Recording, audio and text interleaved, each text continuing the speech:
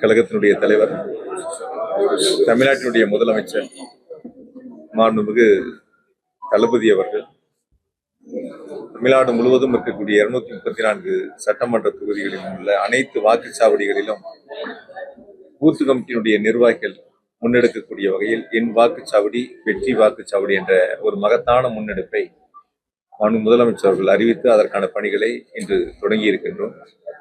ஒவ்வொரு மாநகராட்சிக்குட்பட்ட பகுதிகள், நகர கழகங்கள், ஒன்றிய கழகங்கள், பேரூர் கழகங்கள் என அனைத்து பகுதிகளிலும் ஒரு நாளைக்கு ஒரு வாக்குச்சாவடி என்ற முறையில் பிரித்தெடுத்து அந்த வாக்குச்சாவடிக்குட்பட்ட நிர்வாகிகளுடைய ஆலோசனை கூட்டத்தை ஏற்பாடு செய்து அந்த கூட்டத்தில் அந்த பகுதியில் செய்ய வேண்டிய பணிகள் உள்ளிட்ட பல்வேறு கருத்துக்கள் பரிமாறப்பட்டு அதன் அடிப்படையில் அதற்கான பதிவுகள் எல்லாம் அந்த பதிவேட்டிலே பதிவு செய்யப்பட்டு அந்த வாக்குச்சாவடிக்குட்பட்ட அனைத்து வாக்காளர்களையும் அன்று அல்லது அடுத்த நாள் 2 நாட்களில் முழுமையாக வீடு வாரியாக சென்று சந்தித்து அரசினுடைய திட்டங்களை மாண்பு முதலமைச்சர்கள் வழங்கியிருக்கக்கூடிய சாதனை திட்டங்களை அந்த வாக்காளர் பெருமக்களிடத்தில் கொண்டு சென்று சேர்த்து வரக்கூடிய 2026 சட்டமன்ற தேர்தலில் ஒரு மகத்தான வெற்றியை பெறுவதற்கான முன்னெடுப்பாக இந்த என் வாக்குச்சாவடி வெற்றி வாக்குச்சாவடி என்ற முன்னெடுப்பு எடுக்கப்பட்டிருக்கின்றன. அந்த வகையில் கோவை மாவட்டத்தில் இருக்கக்கூடிய பகுதி கழகங்கள், ஒன்றிய கழகங்கள், நகர கழகங்கள், பேரூர் கழகங்கள் என ஒரு நாளைக்கு சராசரியாக 112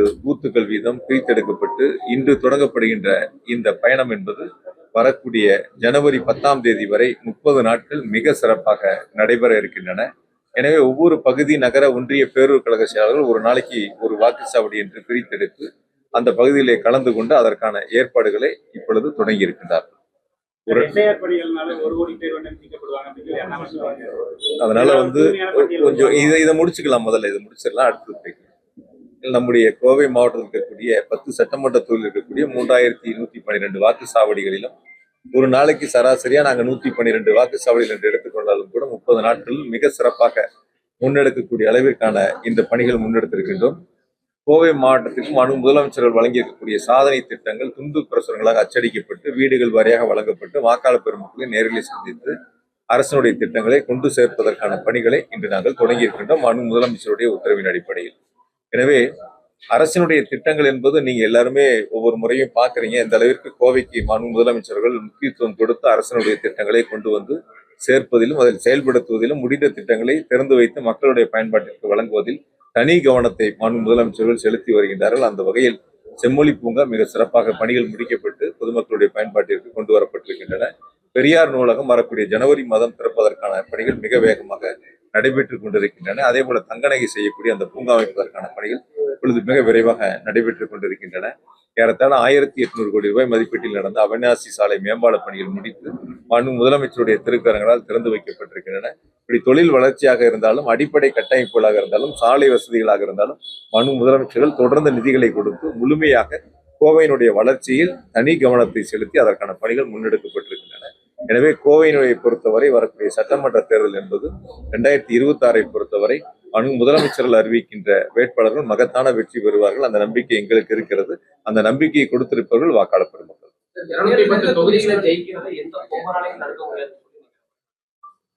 ஒவ்வொரு கட்சியும் ஒவ்வொரு கருத்துக்களை சொல்லுவாங்க.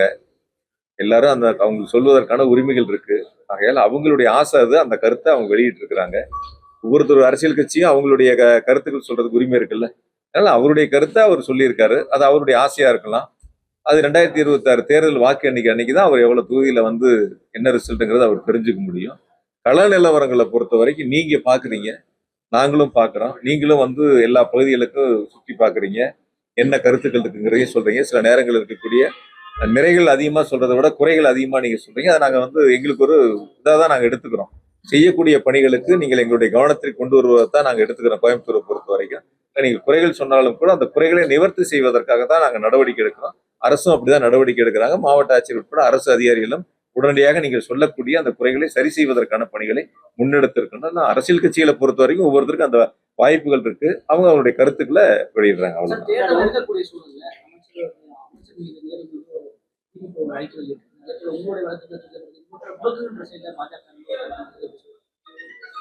அதாவது பலமுறை எங்களுடைய கழக தலைவர் அவர்களும் மிக தெளிவாக எடுத்து சொல்லியிருக்கின்றார்கள். ஒன்றியத்தில் இருக்கக்கூடிய பாஜக அரசை பொறுத்தவரை தமிழ்நாட்டு மக்களிடத்தில் அவர் சொல்லுகின்ற, அவர்கள் எண்ணுகின்ற எண்ணங்கள் நிறைவேறாது என்பதை தெரிந்து கொண்டு இப்பொழுது ஒரு மாற்று திட்டமாக அவர்கள் முன்னெடுத்திருப்பது இடியா இருக்கட்டும், ஐடியா இருக்கட்டும், இப்ப தேர்தல் ஆணையமாக இருக்கட்டும், இதையெல்லாம் அவர்களுடைய கைகளில் வைத்துக் கொண்டு அதற்கான முயற்சிகளை முன்னெடுக்கின்றார்கள். அவர்கள் எத்தனை முயற்சிகள் எடுத்தாலும் கூட இது பெரியார் மண், முத்தமிழ் கலைஞர் அவர்களுடைய மண், பேரறிஞர் அண்ணா அவர்கள் ஆண்ட மண், இப்பொழுது நம்முடைய மாண்பு முதலமைச்சருடைய திராவிட மாடல் ஆட்சி நடைபெறுகின்ற இந்த தமிழ்நாட்டில் எந்த விதமான அவருடைய பிஜேபியினுடைய எண்ணங்கள் ஒருபோதும் ஈடேறாது. மக்கள் மிக தெளிவா இருக்காங்க. அதான் நடந்து முடிந்த நாடாளுமன்ற தேர்தலையும் நீங்க எல்லாம் பார்த்தோம். நாடாளுமன்ற தேர்தலில் பார்க்கின்ற பொழுது சில ஆங்கில தொலைக்காட்சிகள் கூட கோவையை பொறுத்த வரைக்கும் லைவ் வச்சிருந்தாங்க. வாக்கு எண்ணிக்கைக்கு முதல் நாள் பார்த்தா லைவ் இருந்தது. நான் வெளியே வந்ததுக்கு அப்புறம் அப்பதான் பார்த்தேன். லைவ் எல்லாம் போச்சு. ஏதோ தேர்தல் ரிசல்ட்டே அவங்களே அறிவிச்சதை போல அடுத்த கட்டத்துக்கு சென்றதை போல லைவ்ல இருந்துச்சு. நீங்கள் நானும் தீர்மானிக்க முடியாது. லைவ் போடுற சேனல் தீர்மானிக்க முடியாது, சில பத்திரிகைகள் தீர்மானிக்க முடியாது, கருத்து கணிப்பு எல்லாம் வெளியிட்டு தீர்மானிக்க முடியாது. மக்கள் தான் தீர்மானிக்கணும். ஆக அப்படி மக்கள் தீர்மானிக்கப்பட்டதான் நடந்து முடிந்த உள்ளாட்சி தேர்தலாக இருக்கட்டும் கோவையில், அதற்கு பிறகு நடந்த நாடாளுமன்ற தேர்தலாக இருக்கட்டும், முதலமைச்சர்களுக்கு மகத்தான ஒரு வெற்றியை கொடுத்திருக்காங்க. அந்த வெற்றி தான் வரக்கூடிய சட்டமன்ற தேர்தலையும் தொடரப்போகுது. அது குறிப்பா வேண்டாம்னா சென்னையில் அதிகமான வாக்காளர்கள் வந்து இருக்காங்க, போலி வாக்காளர் இருக்காங்க. அது நீக்கிறனால சார், நான் என்ன பொறுத்த வரைக்கும் போலி வாக்காளர் அப்படின்னு நீங்க உட்பட நான் உட்பட சொல்றதே தவறானது. போலி வாக்காளர்னா எப்படி எடுத்துக்கிறீங்க? அது எந்த வகையில போலி வாக்காளர்னு ஒரு கேட்டகரி பிரிக்கிறீங்க சொல்லுங்க பார்க்கலாம். யோகண்ணா சொல்லுங்க, போலி வாக்காளர்னா என்ன மாதிரி எடுத்துக்கிறீங்க நீங்க சொல்லுங்க. அது போலி வாக்காளர்ங்கிறதுக்கு அடையாளத்தை சொல்லுங்க. அதாவது ஒருவர் ஒரு முகவரியில் குடியிருந்திருப்பார், அவர் வாடகை வீட்டுல கூட இருந்திருக்கலாம், ஒரு 5-6 ஆண்டுகள் குடியிருந்திருக்கலாம், அங்க வாக்குகளை சேர்த்திருப்பார். அதற்கு பிறகு வேறொரு இடத்திற்கு அவர் முகவரி மாறி சென்று இருக்கலாம், அல்லது சொந்த வீடு கட்டி போயிருக்கலாம். இப்போ அந்த வீடுகள்ல நீக்காத வாக்காளர்கள் இருப்பாங்க, இறந்த வாக்காளர்கள் இருப்பாங்க. இவங்களை போய் போலி வாக்காளர் நம்ம எப்படி எடுத்துக்க முடியும்? அது தேர்தல் ஆணையம் தான் முறையா செஞ்சிருக்கணும். நீக்க வேண்டிய வாக்காளரை நீக்கி இருக்கணும், இறந்த வாக்காளரை நீக்கி இருக்கணும். அதெல்லாம் உரிய காலத்துல நடக்காதனால அதையெல்லாம் நீங்க போலி வாக்காளர் பத்திரிகையில பொறுத்த வரைக்கும் ஒருத்தர் ஒரு பேட்டியை கொடுத்தா கூட மாற்று கட்சியில யாராவது சொன்னா கூட போலி வாக்காளர் எப்படி எடுக்கிறீங்க? அது அவங்ககிட்ட கேட்கணும். எந்த வகையில போலி வாக்காளர், ஏதோ போலி ஆவணங்களை கொடுத்து வாக்காளர் பட்டியலில் சேர்ந்தாங்களா, எப்படி சேர்ந்தாங்க அப்படிங்கிறதான் பார்க்கணும். ஒரு முகவரி இப்ப தெற்கு தொகுதியா இருக்கட்டும், 2,40,000 ஓட்டு 2 லட்சம் ஓட்டு இருக்குன்னா எவ்வளவு பதிவாகுது? ஒரு 1,60,000 ஒரு 1,70,000 தான் பதிவாகுது. இந்த பூத்ல ஒரு 1,300 ஓட்டு இருக்குன்னா இப்போ ஒரு 800 ஓட்டு வரைக்கும் தான் எஸ்ஐஆர்ல வந்திருக்கு. மீதம் இருக்கக்கூடிய வாக்காளர்கள் வரல. அப்போ ஒரு முகவரியில குடியிருந்தவங்க முகவரி மாறி போயிருக்காங்க, அந்த இடங்கள்ல அவங்க ஓட்டு அவங்களுக்கு வந்துடும்.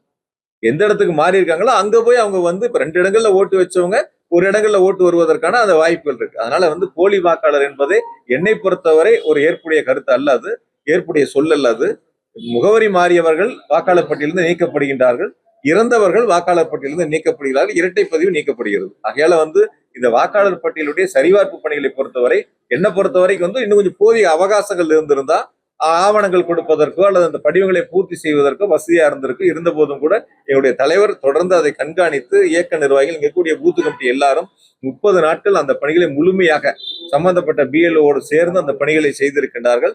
எனவே எந்த வாக்காளரும் விடுபடக்கூடாது, தகுதியுள்ள எந்த வாக்காளரும் வாக்காளர் பட்டியலில் விடுபட்டு விடக்கூடாது, தகுதியற்றவர் யாரும் வாக்காளர் பட்டியலில் இடம்பெற்று விடக்கூடாது. இதுதான் எங்கள் தலைவரிட்ட கட்டளை. அதான் செஞ்சிருக்காங்க. ஆமா, நீங்க பதிவாகாத வாக்கு இருக்கு இல்லைங்களா? இப்ப நீங்க வெளியூர் முகவரி மாறி போனவங்க ஓட்டு போட வரப்போறது இல்லை. இப்ப அந்த வாக்கெல்லாம் நீங்க நீக்கும் போது இருக்கக்கூடிய உண்மையான வாக்காளர்கள் வாக்காளர் பட்டியல் இருந்தாங்கன்னா வாக்கு சதவீதம் கூட தானே செய்யும். 70% போற இடங்கள்ல ஒரு 85-90% வரைக்கும் வருவதற்கான வாய்ப்புகள். நீங்க ஏற்கனவே பூத் மூலியமா எல்லா இடத்துலயுமே ஓட்டு சாவடி வைசா லிஸ்டட் வச்சு இப்ப எஸ்ஐஆர்லாம் அதிகாரிகள் போயிருக்காங்க. அந்த எஸ்ஐஆர் போன பட்டியலுக்கும் இல்ல, இது அது எப்ப தெரியும்னு கேட்டீங்கன்னா வரைவு வாக்காளர் பட்டியல் வந்தாதான் நம்ம முழுசா தெரிஞ்சுக்க முடியும். நீங்களா இருந்தாலும் நானா இருந்தாலும் ஆவணங்கள் நம்ம கொடுத்துட்டோம், நம்ம பேரு வரைவு வாக்காளர் பட்டியல் வந்தாதான் நமக்கு தெரியும் நம்ம பேர் சேர்ந்திருக்கா இல்ல விடுபட்டு இருக்காங்கிறது. அதனால வரைவு வாக்காளர் பட்டியல் வந்த பிறகு அதை முழுமையா நம்ம சரிபார்த்து பூத்து வாரியா எங்ககிட்ட நாங்கள் கணக்கெடுக்கப்பட்ட நோட்டு எங்ககிட்ட இருக்கு பாத்தீங்கன்னா கையில வச்சிருக்கிறோம். பூத்து வரையா கணக்கெடுத்து கையில வச்சிருக்கிறோம். ஒவ்வொரு வீடுகளா போய் அந்த வரைவு வாக்காளர் பட்டியல் வந்துச்சுன்னா அந்த பட்டியலையும் இதையும் வச்சு நாங்கள் ஒப்பிட்டு பார்க்கின்ற பொழுது எந்தெந்த வாக்குகள் நீக்கப்பட்டிருக்கின்றன, எந்தெந்த வாக்குகள் விடுபட்டு இருக்குது, இதெல்லாம் பார்த்துட்டு அதுக்கப்புறம் அதை சொல்ல முடியும் கருத்து. அதுக்கப்புறம் அந்த பணிகள் முழுமையா அடையும். அதனாலதான் என்னன்னா இப்போ ஒரு 50% பணிகளை நம்ம செஞ்சிருக்கோம். அதான் தலைவர் எங்ககிட்ட சொன்னாங்க, 50% பணிகள் தான் இப்ப நிறைவாயிருக்கு, இன்னும் 50% பணிகள் இருக்கு. அந்த பணிகளை இந்த 1 மாத வரைவு வாக்காளர் பட்டியல் வந்த பிறகு நாம் செய்ய வேண்டிய பணிகள். போதிய ஆவணங்கள் கேட்கிற இடங்கள்ல ஆவணங்கள் கொடுக்க வேண்டிய சூழல் இருக்கு. அதையெல்லாம் நாம் பெற்றுக் கொடுப்பது நம்முடைய கட்சியினுடைய கடமை, இயக்கத்தினுடைய கடமை. அதெல்லாம் அந்த பணியில் நாங்கள் செய்வோம் நிச்சயமா.